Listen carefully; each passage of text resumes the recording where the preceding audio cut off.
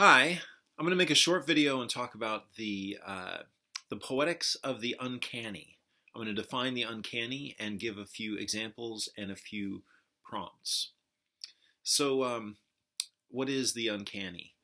Uh, the idea of the uncanny, I think it's a useful device when we think about writing because it activates a whole dream world.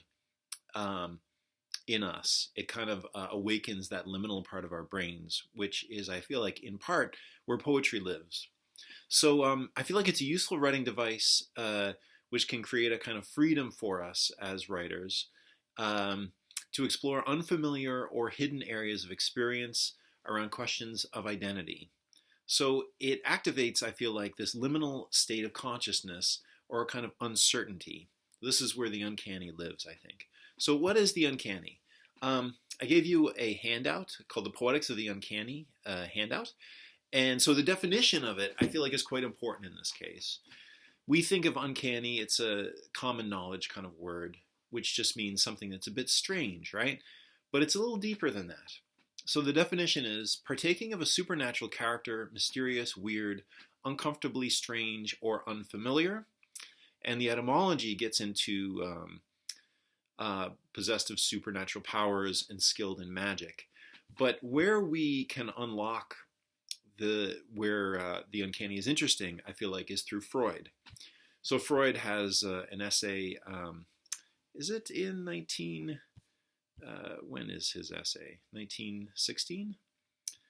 Anyway, about 100 years ago, and he talks about Heimlich and unheimlich.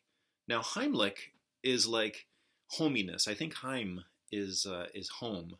So he identifies how weird elements in stories, and he was interested in wax figures like dolls, but also mannequins, like weird figures that feel like they're kind of out of a dream. Like, if you ever walk down the street in front of a department store and there's a mannequin in the window, and you kind of turn and you're like, oh, wow, I thought that was a person. And robots are a bit that way now, right? Have you seen these weird robots that seem human? So this activates the uncanny. This is the uncanny. It's almost like a dream part of us that isn't quite sure whether something actually happened. Another example I'll point out is like remember in the movie The Matrix where if you have deja vu, then that's like a tug in the matrix, or something is that means that something is wrong with the matrix and you're in the matrix. So you're trying to figure out if you're in the matrix or you're not in the matrix. So these moments of lucid dreaming in the movie where all of a sudden you're like, oh wow, this isn't the reality that I thought I was in. So I would compare that to, when you're watching a movie and you don't know whether the movie is our reality or another reality, and then something deeply weird happens. There's like a portal or like a witch or something supernatural happens, and you're like, oh wow. And so there's an ontological shift. Ontology means being, right? Like existence. So there's like an existential shift that goes on at these moments. Um, so this idea, I'm not going to read through the quotes, but the Freud quote that's on the first page is quite good. So just think about these objects and these emotions, which are both familiar and unfamiliar. Freud connects the Heimlich with the unheimlich. So things that are both familiar and unfamiliar, like dolls, he says wax figures, mannequins, and things like that. The Jenst quote I will read. I like that one. In telling a story, one of the most successful devices for easily creating uncanny effects is to leave the reader in uncertainty whether a particular figure in the story is a human being or an automaton, and to do so in such a way that his attention is not focused directly upon his uncertainty, so that he may not be led to go into the matter and clear it up immediately. So I think we've talked before about ambiguity and leaving spaces in meaning, like leaving a bit of blank space sometimes where meaning can go. So this is a moment like that. One common thing that's used in literature to activate this is the doppelganger. Joseph Conrad has a famous story. Oh, geez, what's it called? The Secret Sharer, I think it's called, where it's all he writes all about the sea and these captains. All of a sudden, this guy floats up on a like washed up boat or life raft, and they bring him on, and he looks just like I think it's the captain, and they have this weird kind of back and forth. Anyway, the idea with doppelgangers, of course, is that one of them has to die. So, and why? Because, well, I don't know why, but when there are two things that are exactly the same, it means almost like with the Matrix that there's a kind of disruption in the fabric of the universe, and to write it, one of the things that's disrupting it, like in this case, the twins, needs to be eliminated. Jose Saramago has an amazing novel called, I think it's called The Double as well. But cases of twins, weird cases of twins, like in the Shining movie, all of a sudden there's those weird girl twins in the hallway. So the Shining movie might be a good example of the uncanny. So Jack and his family are riding along the road at the beginning. Everything's quite normal. He goes into the interview, and or maybe that's a flashback to the interview, but he arrives at the hotel and they show him around, and everything seems to be normal and in place. There's a weird hedge maze out front, and it's a native burial ground, but anyway, everything seems to be in place. The sun is shining, etc., etc. And then there's a kind of liminal weirdness which sets in on the scene, and all of a sudden there seems like noises behind doorways, weird dreams of blood. The characters are acting a bit differently. Anyway, things aren't what they seemed, and then these twins appear, and everything kind of shifts. So the idea with the uncanny is these things that are unfamiliar, they seem familiar, but they're also unfamiliar. So it's almost like the dream, like lucid dreaming. When you're in a dream and you feel like that's my best friend, but it doesn't look like my best friend. So that kind of feeling. So the poems that I want to look at today, I think are great. They're quite short, and almost all of them seem to be identifying a kind of mindset which is almost like a dream. And in the case of Charles Simic, who's very, very good at the uncanny, I think, he out and out calls it, what does he call his poem? The Empire of Dreams. So he doesn't beat around the bush. And my prompts are all going to be about kind of just identifying this mindset and trying to activate this uncanny sense of the familiar and the unfamiliar, kind of a weirdness. And the idea with this, as I feel like with many of the prompts I've given, is to basically to kind of create a space and invite the reader into it where the reader can go through something by proxy, like you've gone through something, and then you can invite the reader into that space, and then they can go through something. Like Stanley Kubrick made that hotel, but the hotel in reality doesn't exist. He just made it out of film, out of celluloid.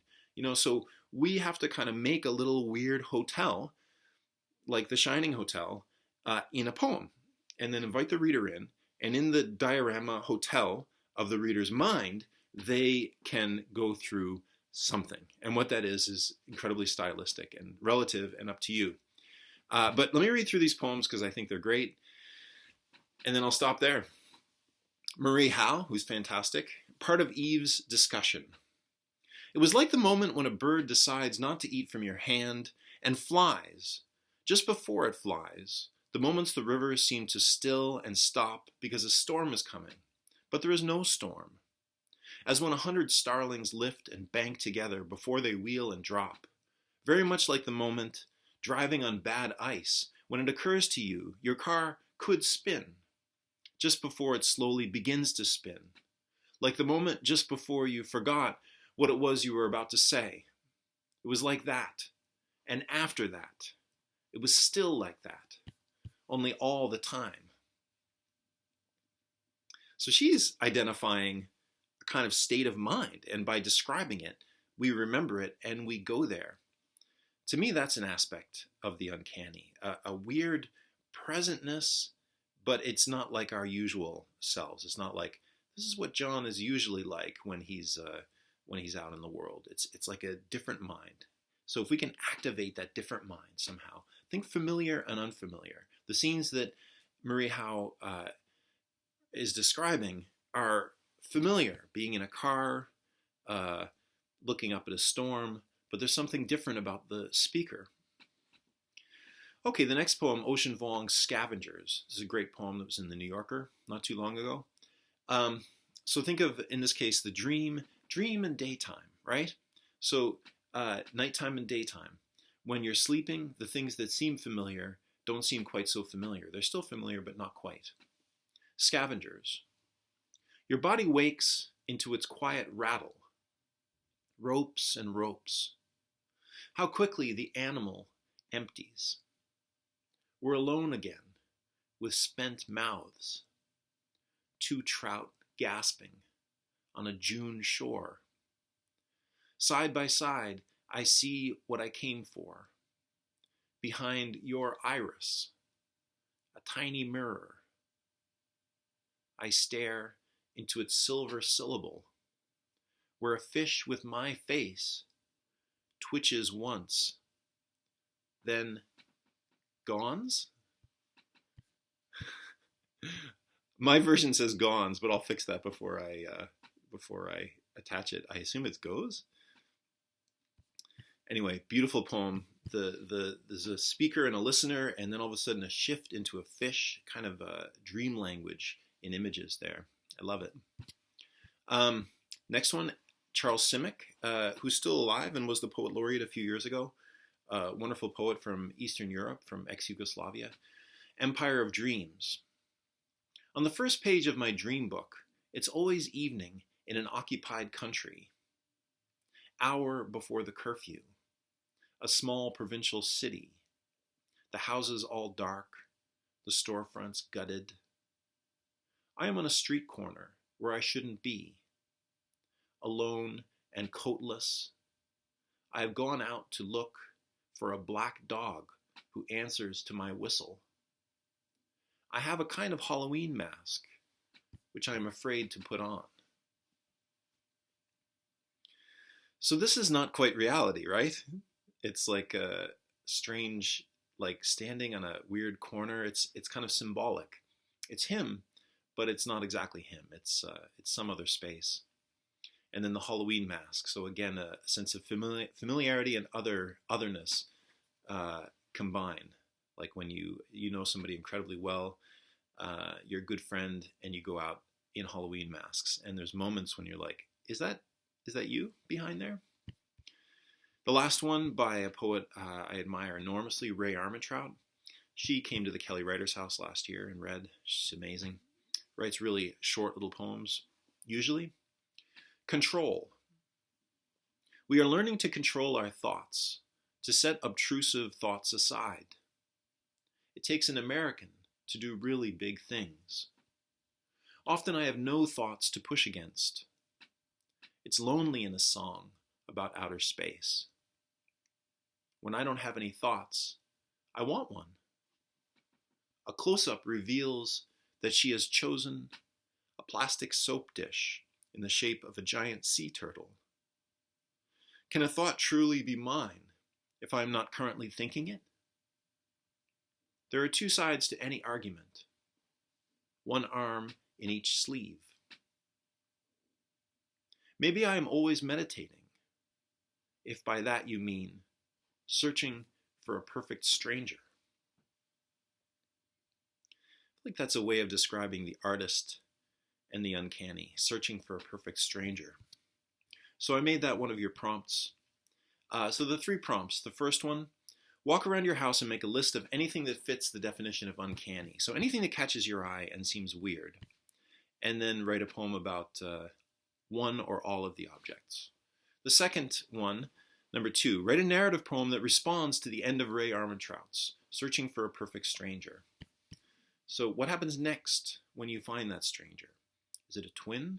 Is the person familiar? Are they wearing a Halloween mask? And the third prompt, write a poem that begins like Ocean Vuong's. Your body wakes into its quiet rattle, which I think invites a conversation between the daytime and the nighttime, the waking person and the sleeping person. Okay, I'm going to stop there, make this a little shorter. Thank you very much. I hope you enjoy the idea of the uncanny, and I look forward to the poems that come out of it. Bye-bye.